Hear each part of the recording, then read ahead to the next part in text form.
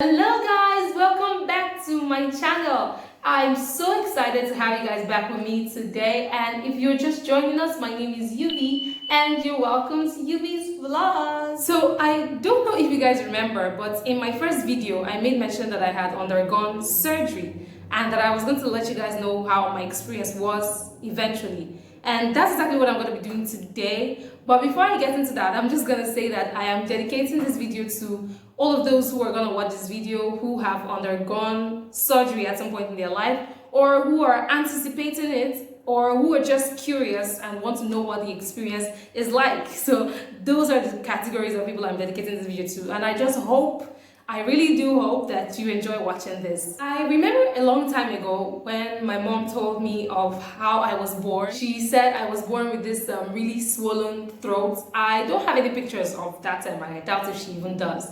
But she said my neck was seriously swollen, and then she asked the doctor because she was worried, like, what's this on my baby's neck and all of that. And they were like, oh, it's some kind of cyst and we could easily remove it with some operation and all of that and she'll be fine. But then she said that during that time, a lot of kids who had undergone surgery were dying during that time. So she was scared and she didn't want me to undergo the surgery. So she was like, nah, we'll pass. I grew up with that cyst in my neck. I remember a lot of times it would hurt and there would be this pus coming out of my neck. Sometimes it would also produce blood as well. And then I remember my dad would always press it and pray for me, and sometimes I would have this really swollen neck. I had a lot of upper respiratory tract things going on as a child. I had rhinitis, I had the cyst thing, I used to have toothache a lot. And then I remember I started having this breathing problem in secondary school. I think I was in SS1 then. Yeah, I had this breathing problem and I would always go to the clinic and they suspected it was asthma. Right? So I started using an inhaler. It was actually after secondary school that we got to realize that it was actually allergies that were the cause of the whole breathing problem. And not just allergies, but I also remember that then in secondary school, I also had inflamed tonsils. They showed up for the first time in secondary school, and I remember I went to see the doctor at the clinic then, and his exclamation got me even more scared. Like when he was like, open your mouth, let me see. And when he saw it, like, Jesus, these are the biggest tonsils I've ever seen in my life. And that got me even much more scared, because I'm like, oh my God, what do I do about this? Is it going to kill me? As a child, I didn't really know what all of that was about. The whole tonsil thing lasted for about 9 years. I had tonsils for 9 years, like it's never changed in size. At some point, they were meeting each other. When the doctor even saw it at UBTH, he was like, no wonder, how can you breathe with this kind of tonsils? Yeah, so I battled with the whole thing. I was on drugs for so long, like antibiotics and a lot of painkillers and all of that thing. I had to go to the hospital when the whole thing started again last year. I had to go to the hospital because I was finding it difficult to breathe. I started having sleep apnea, where I would be short of breath in my sleep. I would wake up and I'm like, I can't breathe, that kind of thing. So I had to go to the hospital. And then when I went to the hospital, the general doctor who saw me gave me the same exclamation again like I had in my secondary school. And he was like, oh my God, these are the biggest tonsils I've ever seen in my life as well. And yeah, I'm like, yeah, like I've heard that before, like, And so he's like, okay, he's gonna like refer me to a specialist at the ENT clinic, that's ear, nose, and throat doctor. And so I started going there, I had to see a specialist for weeks. I would go there sometimes once or twice in a week. They would give me drugs, medication, and they kept telling me, dude, we're just gonna keep pumping you with these drugs till it dries up. But because of your age, we highly doubt that it's gonna dry up. So just let us do this surgery and you'll be over with this in no time. And I'm like, okay, fine, let's just get on with this. So I called my parents and I told them about everything. They had to start prepping me for surgery, giving me certain drugs, telling me things I should stop eating and things I should watch out for. And I had to do a lot of tests, a lot of scans. I had to do echo scan, I had to do echocardiography, I think that's the right word. I had to do sinus x-rays. I had to do a lot of tests and a lot of x-rays. I also had to do ultrasound of my throat. Like, I didn't even know that was a thing, I thought ultrasounds were only for pregnancies. Who knew? Yeah, and that's what I did. Like, I did a lot. I spent a lot of money during that time. And yeah, the day for the surgery came, or rather the week for the surgery came, because that week was sort of trying. I was always going to the hospital every day during that week. So my mom had to come over. We stayed at the hospital. And none of the whole surgery thing really dawned on me or hit me until the day of the surgery, when some doctor or nurse or whoever he was came over with the whole bed thingy and with the surgery dress, that one that has no cover at the back where your butt will be showing to the whole world. Yeah, that one. And he came, he's like, wear this and take off all of your clothes. I'm like, sorry, when you say all of my clothes, what do you necessarily mean? You mean every, or you mean just I should just wear my undies and go? It's like, no, take off all your clothes, pull everything. But I'm like, it's not here that they're doing the surgery. So I took off all my clothes and I lay on the bed and they wrapped me with cloths and they rode me to the place and I was there. I think the surgery actually took about 4 hours, but to be honest, all I remember was they took me into the room, the theater. They hooked me up to all these machines and many things that were around, and they put this drip thingy, but I think it was anesthesia or something like that, because you know the anesthetist people, they were just there like fixing me up, putting some, I don't know what they call those things that you stick on people's bodies. So they stuck all those things on my body. All I remember, the last thing I remember actually was that I felt woozy, like my head was just, you know, like dizzy. And I'm like, I don't feel so good, my head. And it's like, yeah, it's the thing we're giving you that's making you feel that way. And that was all I remember. Until I woke up, like, I remember opening my eyes and looking around and everyone was just spinning because the drugs like were just working in my bloodstream. And I was feeling so dizzy. And I remember the nurse said, Madam, you can come and sit down next to her. Let me just clean her nose. She's awake now. You can come and sit down next to her. That was when she was talking to the nurse was talking to my mom. So that was the end of it.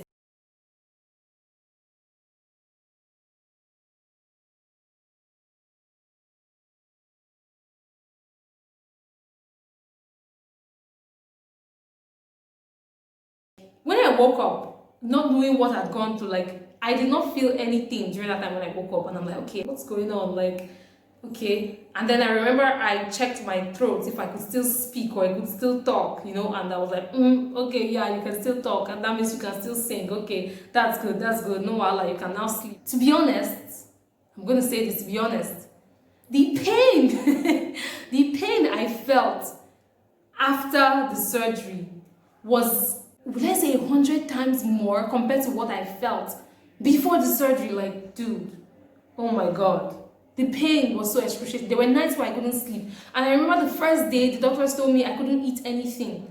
Yeah, I could not eat any food or anything. The only thing they gave me to eat, or rather to drink, was cold ice cream brought out straight from the fridge and cold juice. Those were the only things I could eat. And I told these people, I told the doctor that, look, I know myself very well. Anytime I take sweet things on an empty tummy, I will purge, and I cannot purge after having surgery. And he was like, hey, if you purge now, but that's what you have to take. And yeah, trust me, after taking the ice cream, God, I purged my life. Oh God. I remember dragging myself with the whole drip thing back and forth that night. I purged my... I so purged that at some point after going to the bathroom, the drip started malfunctioning. The blood was going into the drip instead of the thing getting to me, so that they had to take it out and pump it back, and yeah, it was so painful. So yeah, during that time the pain was so excruciating. I couldn't sleep. I would always toss and turn, and I was on drugs, medication. I wake up by 6 a.m. to take drugs. You know, the doctors will always come to me, check my blood pressure, do this, do that. And you know, that first week, after the surgery, that first week, I was not allowed to eat anything reasonable. I was not allowed to eat pepper. I was not allowed to eat anything oily. I was not allowed to eat anything. The only thing I could eat then were taking cold drinks, cold juice, cold ice cream, cold food. And I was not allowed to eat anything hot. Like, I could not, all my food I had to eat. Imagine eating cold Indomie with no pepper. Nothing else inside, no spice, only salt. Cold Indomie that's already caked because it has to be soft. And I had to tell my friend, please just put enough onion so I can just, you know, and oh God. In fact, Vivian really helped me during that time because, dude, she had to start making Indomie for me with plenty onions that I had. When she saw me eating ordinary beans without, like, in Benin they call it dry beans. When she saw me eating dry beans without anything inside, like ordinary beans, no nothing, just beans you just boil, nothing else inside, and white rice, just white rice, nothing else. She's like, God, how are you managing to eat this? I'm like, do I have a choice? I'm hungry. I need to eat something. I couldn't just keep drinking juice for 1 week. No way. I would just purge my life out, right? So I had to just be doing that until eventually when I left the hospital and I went home, Mom started making, you know, fried rice without pepper, and I'll eat it cold. She'll make soup for me, you know, without pepper, which is actually weird, but I will eat it cold. Oh God. Now thinking about it, it's like, God, what was I eating then? But I didn't have any choice, right? I didn't have a choice. After spending about 5 days in the hospital, when I got out of the hospital, my whole face and cheeks were so fat. And then my friend Vivian, she said that it's drip that made me fat. That it's not because I'm really enjoying life or anything, that it's drip fat. So she called it drip fat. And I remember when we resumed, some of my classmates saw me and they're like, see as you need just fat, or she just go chop all mama food, you know. And they didn't realize that it was actually drip fat. Apparently, just like 2-3 people in my department actually knew that I had gone through surgery during that time. The rest were oblivious. They just thought I was chopping life, you know, living large and getting fat, but they didn't know what was actually going on underneath. I remember sometime in the hospital when I went to remove the stitch. Yeah, they didn't use dissolvable stitch for my surgery. Oh God, that's even, thank God I remember to say this. So I had to go to the hospital for them to remove the stitch, and that was another experience on its own, because the way they stitched it from the inside. I don't know how they did it. So the only thread you could see was the one hanging out here and hanging out on this side. And when I looked at it, I'm like, dude, this place is all closed up. So how are they going to remove this? It was so painful when they removed it, because what they did was they loosed one end of it and pulled the thread out. Like, it's not just something that you just lose because you can see the thread and you just remove it. No. The nurse who did it actually literally used her hand to tighten the rope, and she just pulled it from my neck. After she did that, I just told him, please wait. She was like, I'm done. I'm like, yeah, I know. Just please wait. Let me just recover from this moment first, because I need to like get a grip on myself right now so I don't just start crying. And I'm like, God, what the hell? Like, I just finished going through the painful surgery. Now to remove the stitch is another pain again. So that's basically it. That was the whole experience I had, and it was such a trying time. And I told myself, you know what? Yeah, life's too short, man. Like, as from now on, you just have to start doing what makes you happy. You have to start doing what works for you, you know. You have to start doing all the things that you've told yourself, I'm gonna do, like having a YouTube channel. Yeah. So I just had to start doing all of that. And this is actually the end of this video. I just really hope you enjoyed watching this video, because I felt like I was just, you know, blabbing and talking, going on and on and on. And I also hope that I have been able to encourage someone who is anticipating surgery that don't be scared, okay? Surgery is not something you should be afraid of. The only thing you should just pray that everything goes well, and, you know, do everything they tell you before the surgery, like the pre-surgery thing they tell you to do. Just, you know, be judicious about it, follow every rule, take your medications, and everything's going to be fine.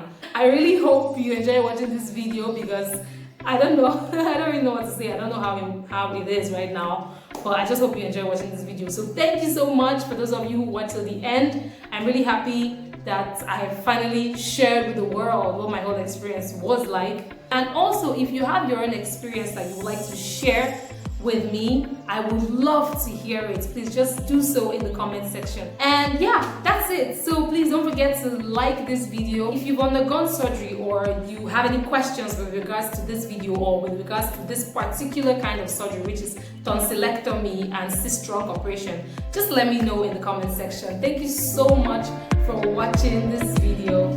Ciao.